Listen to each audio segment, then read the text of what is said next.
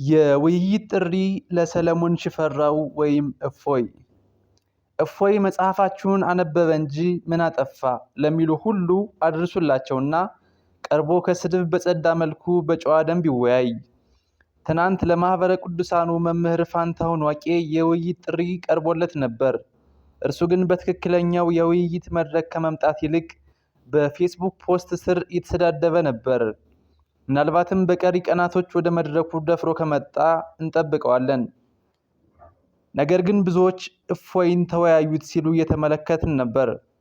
በእኔ እሳቤ እፎይ ለአቅመ ውይይት የደረሰ ነው ብዬ ባላምንም እፎይ ሐሰትም ቢሆን በእውቀት የሚነጋገር ሳይሆን በአፉ የሚጸዳዳ ስርዓት የሌለው በብልግና ስድቦችን አፉን የፈታ የሚመስል ከግብረ ገብነት ጭምር ያፈነገጠ ሰው ነው።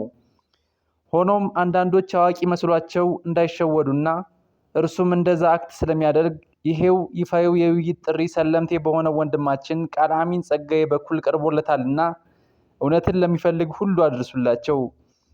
መልእክቱን እንደወረደ ነው። አንዳንድ የእፎይ ከልቲስቶች ኮመንት ስር ውር ሲሉ እያየን ነው። እነዚህ ሰዎች በትክክል ማወቅ ያለባቸው እፎይ የራሱ እውቀት ያለው ምሁር አይደለም።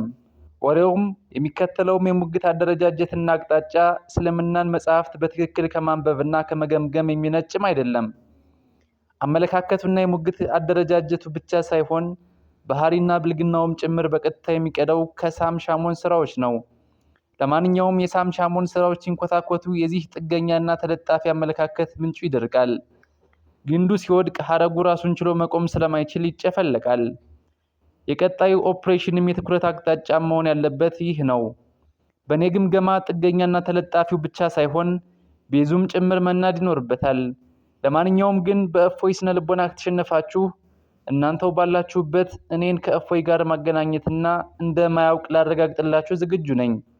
ማድረግ ያለባችሁ ቴሌግራም መክፈት፣ እኔና እሱም ማገናኘት as simple as that። እፎይ የአይሻን ጋብቻ ጉዳይ አጀንዳ አድርጎ ሲያስጮህ ነበር።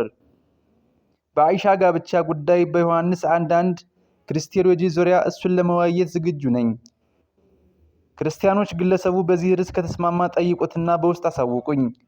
ስለ ውይይቱ ፎርማሊቲ ከነሱ ጋር እናወራለን ሲል ሰለምቴው ቃል አሚን ጸጋዬ ጥሪ አቅርቦለታል። የዩቲዩብ ቻናላችንን ሰብስክራይብ በማድረግ ይጠብቁን።